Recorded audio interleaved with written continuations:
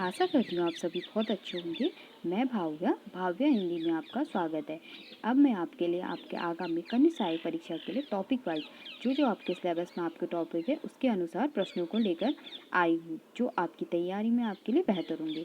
इससे आप अपना रिवीजन भी कर सकेंगे और अपने टॉपिक को पूरा भी कर सकेंगे। अभी मैंने आपके लिए वर्णमाला से संबंधित प्रश्नों को शुरू किया है। आज इसका भाग 2 है। यहाँ पे मैं अभी आपको स्वर व्यंजन से जो इससे रिलेटेड प्रश्न होंगे वो मैं आपको कराऊंगी। आज मैं इसका भाग 2 करा रही हूँ। तो आइए शुरू करते हैं। पहला प्रश्न है हमारा, इनमें से कौन सा पश्च स्वर है? देखिए, कल हमने पढ़े थे मध्य स्वर, पश्च स्वर, ये सभी हमने देखना है स्वर क्या होते हैं, व्यंजन क्या होते हैं। आज आपको यहाँ पे इसमें बताना है कौन सा पश्च स्वर है। पहला दे रखा है ई, दूसरा है आ, तीसरा है औ और चौथा दे रखा है बड़ी ई।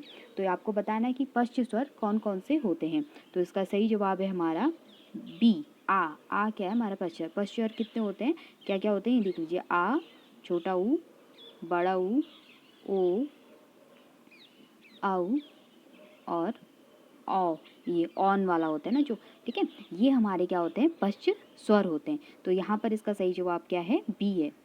अगला है, निम्न में अर्ध स्वर कहलाता है। यहाँ पर आपको बताना है अर्ध स्वर क्या है। पहला दे रखा है मो, दूसरा है यो, तीसरा है लो और चौथा है रो।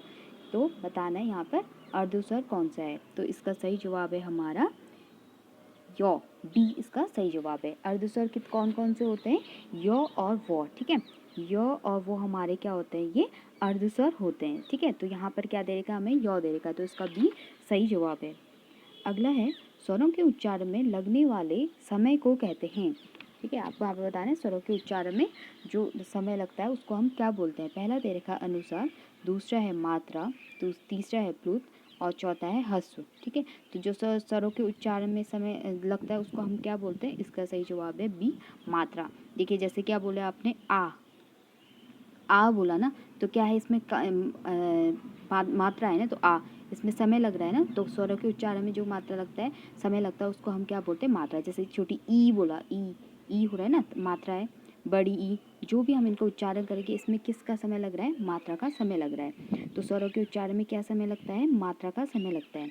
अगला है, हिंदी के अग्र अवर्ताकार संवर्त स्वर ध्वनि है। यहाँ पे आपको बताना है कि अग्र अवर्ताकार संवर्त स्वर ध्वनि कौन सी है, ठीक है। पहला दे रखा है छोटी ई, दूसरा है ओ, तीसरा है ए और चौथा दे रखा है आ।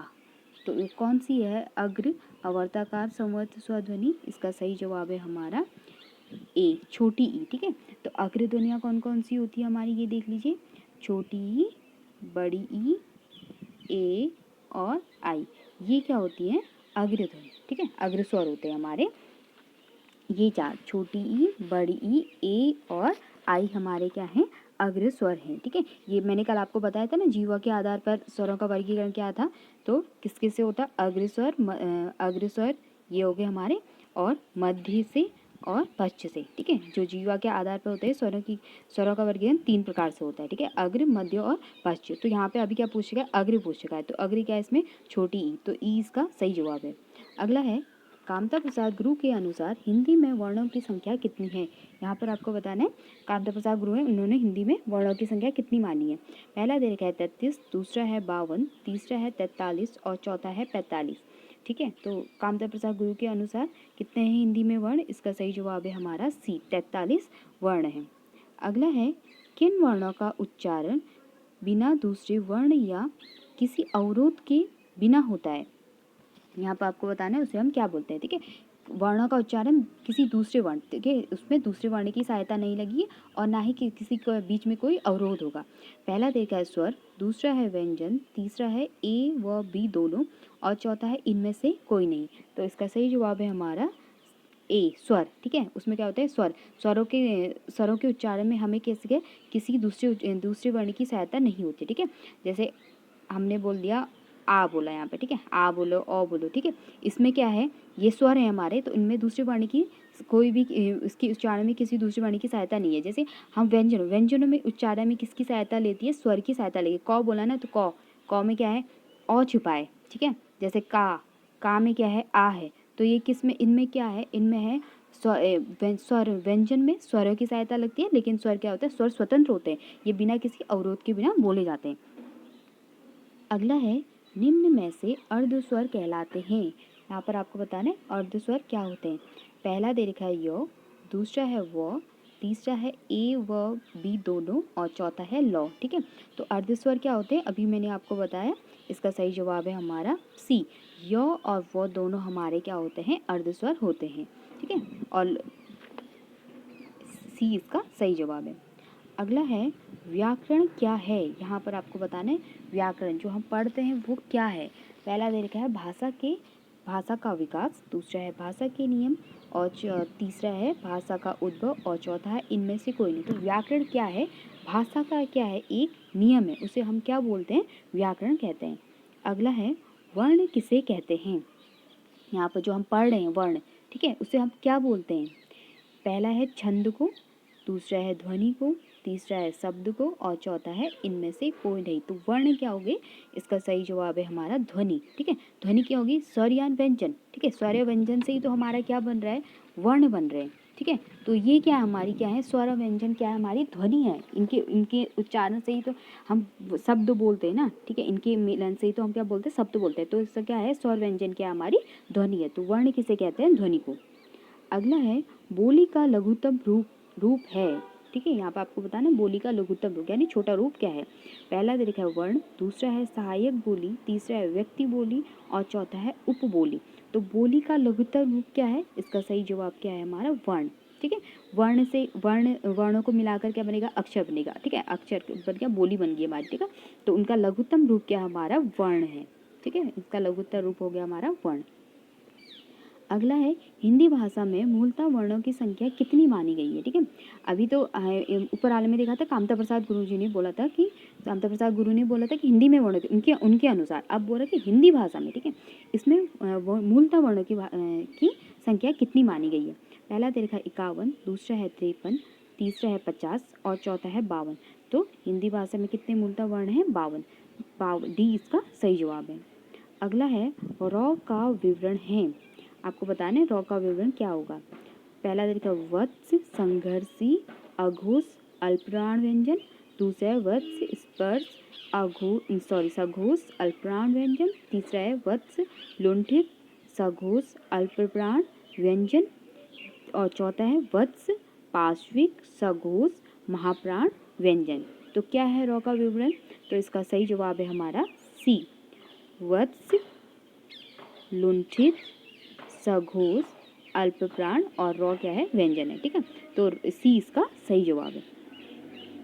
अगला है हमारा सभी स्पर्श व्यंजन कौन से वर्ग में हैं। यहाँ पर आपको बताना है स्पर्शी व्यंजन के बारे में बताना है। पहला दे रखा है य स द र, दूसरा दे रखा है क र ल ह, तीसरा दे रखा है ह श र ब और चौथा दे रखा है क च ट त प। तो सभी स्पर्श व्यंजन कौन से वर्ग में हैं, तो इसका सही जवाब है हमारा डी, क च ट त प।